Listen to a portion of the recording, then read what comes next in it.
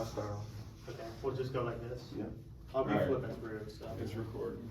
So, all right, what are we doing?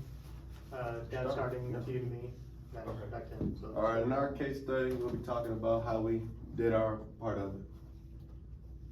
This is just an introduction about what the NUMMI actually is and about how the Toyota company worked with the Japanese and the US about how the two different things were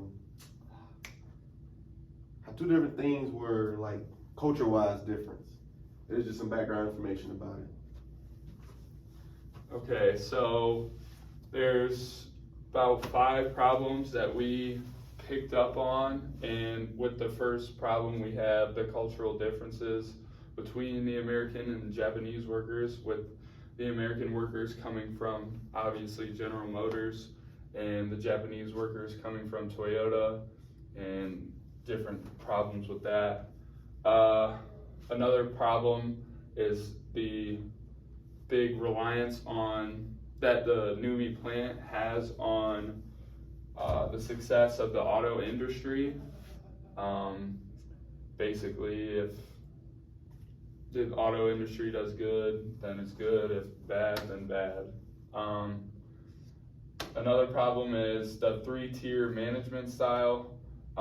It's not necessarily a problem in the end, but at the beginning with the Americans and the difference, they weren't used to this kind of style. It was a bigger hierarchy, so that posed problems at the beginning. And then there's the Anden system, and that was basically anybody on the production line could stop the line whenever they saw any quality issues, and that posed a problem as well. And then the closure of the company in 2010, the auto industry wasn't doing good, so they had to close it down, had to lose a lot of workers, things along that line. So the first problem that we went over was the Japanese have a higher context language than the Americans do. So it was difficult for the Japanese and the Americans to talk about problems with each other. There's also the different cultures as well, and the biggest obviously being the language. So some of the other problems were that the Americans were accustomed to different work styles, which included a more strict management than the Japanese. And so there was that difference the companies, when they came together, had to figure out and work through. There was also an intense training regimen the Americans had to adapt to. This was brought in by the Japanese, so they were fluent in it and knew how it worked, but the Americans had no idea and they had to learn this new problem. This is problem 2, talking about the reliance on the automotive industry. Basically saying like because of the manufacturing the ways of cars, less production, which means you can't produce more things and demand things.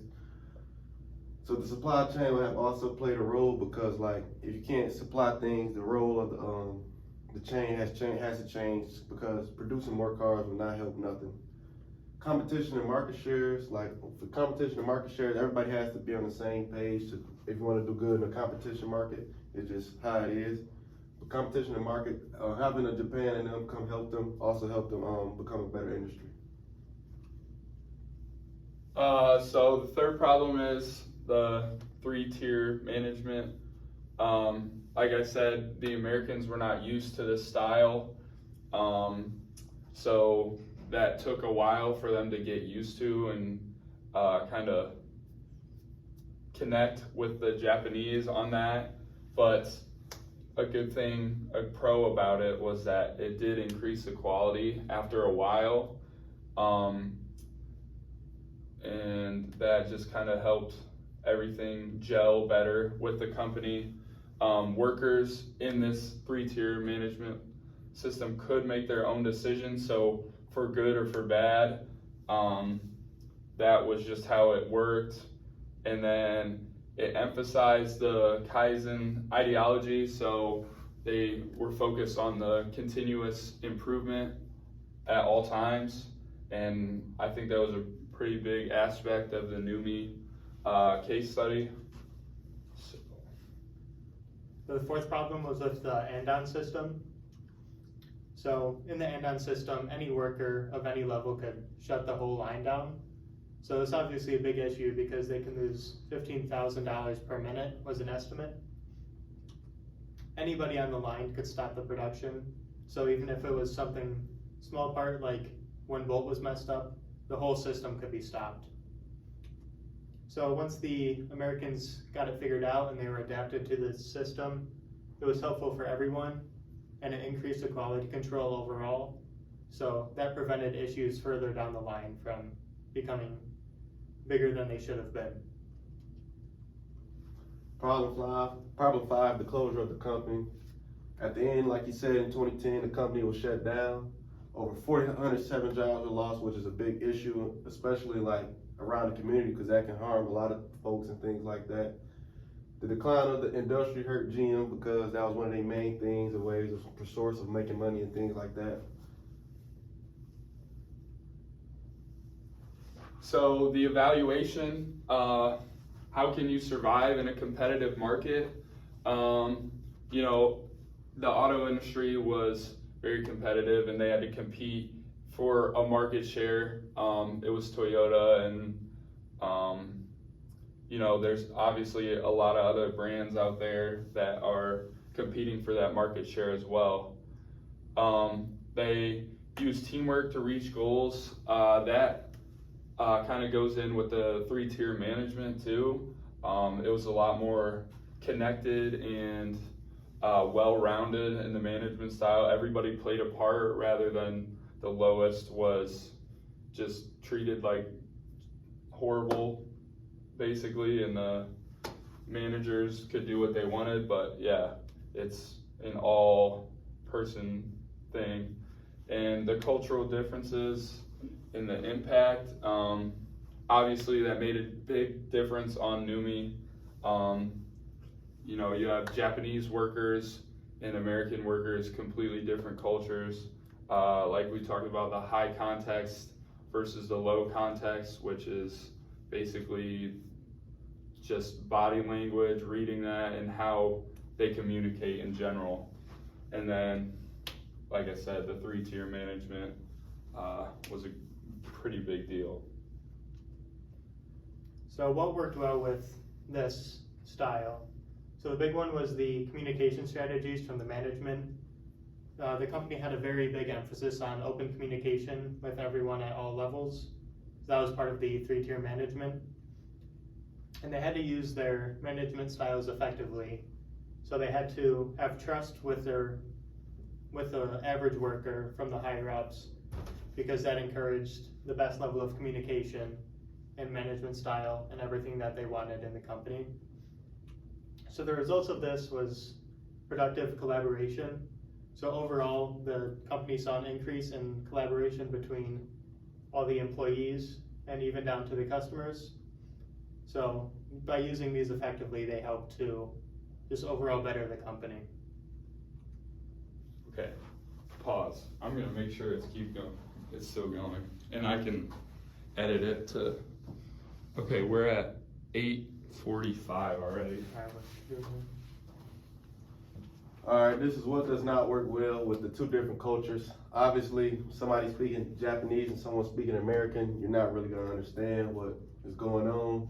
And the different work ethics between the two, which is Japanese was more hard working and more labor force. Americans were more relaxed and chill, individually working. Americans were not used to being as a team and working. The Japanese was. Communication barriers, obviously, if you can't speak the same language, it's gonna be hard trying to work with somebody and different things like that. So proposed solutions and changes that we came up with, we're gonna take into consideration for the company to be successful, and how to stay alive in the industry.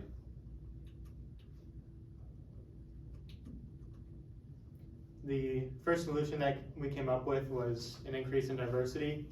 This was obviously something that happened within the company, and it was a good thing, but there should have been more of it. The diversity is great because it gives opportunities for improvement in every level. If you're working with someone who's from a different background, you can relate to them in a better way, and you can learn ideas from them, and you can give them your own ideas. So these new ideas were helpful because they'd be able to problem solve more effectively, and all levels of the company were encouraged to do that, so this was just a benefit to that. And then it was a benefit to the whole company because more people would want to work there because they'd feel more welcomed. And it was overall just a way to help problem solve and figure out ideas with a large group of people as opposed to doing it just yourself. Solution 2, thinking into the future. Emphasize on looking into the past, think about the future. That's important, not to try to build on the future and keep your company expanding to be better. Information can be gathered, any relevant from a company, using past to learn from your past and what mistakes you made from the past so you don't make them in the future and things like that. Common challenges arise frequently because a lot of things will go wrong in your company all the time. You have to be a quick thinker. And having more diversity, which will allow you to help and be better in your situation when things come apart. Solution 3, we have pre and post-mortems. Post-mortem, predicting possible issues in the future. So people can have a specific job predicting that. It is useful, obviously, to see where problems can arise. It can go anywhere with that. Problems can be on the line, or they can be high up in management, and it'd be nice to see where that happens. Post-mortem, reviewing actions that they have taken, so they're gonna take care of a problem and they gotta review it to make sure that their actions was the best possible thing for the company. That would be effective for improving and doing the Kaizen.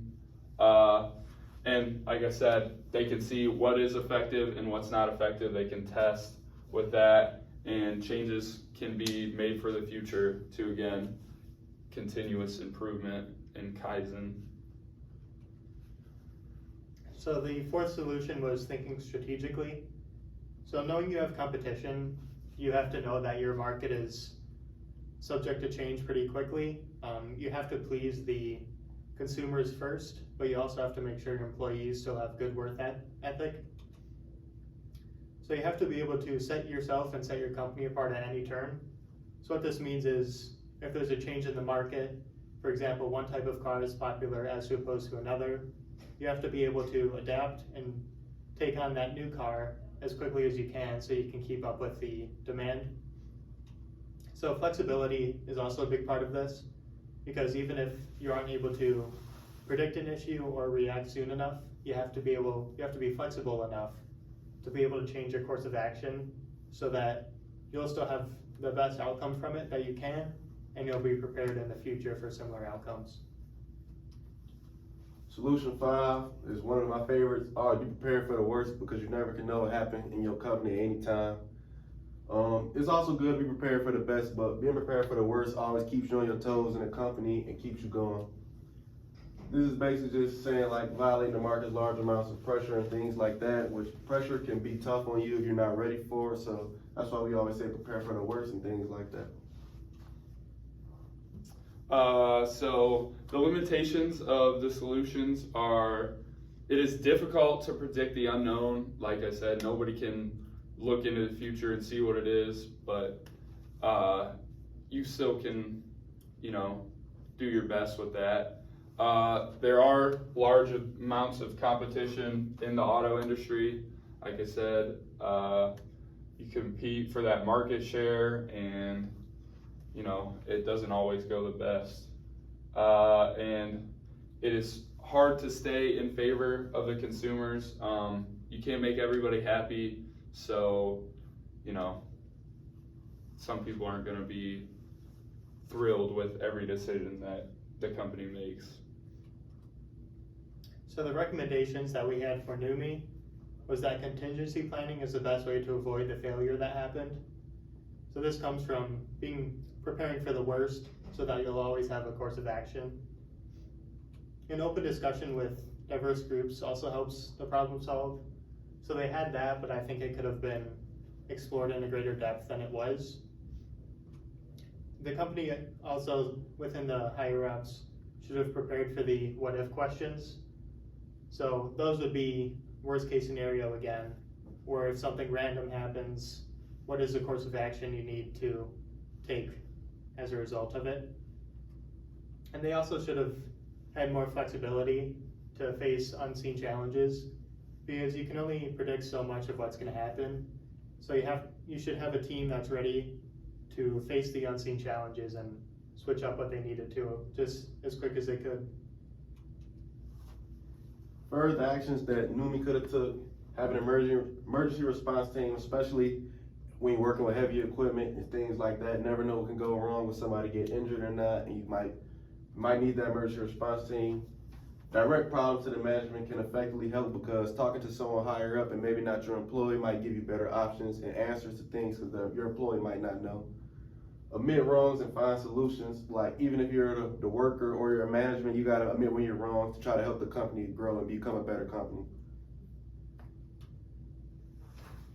So the management failures, trust was indispensable at NUMMI. When trust fails, the entire system collapses. That goes for pretty much anything, obviously including a business.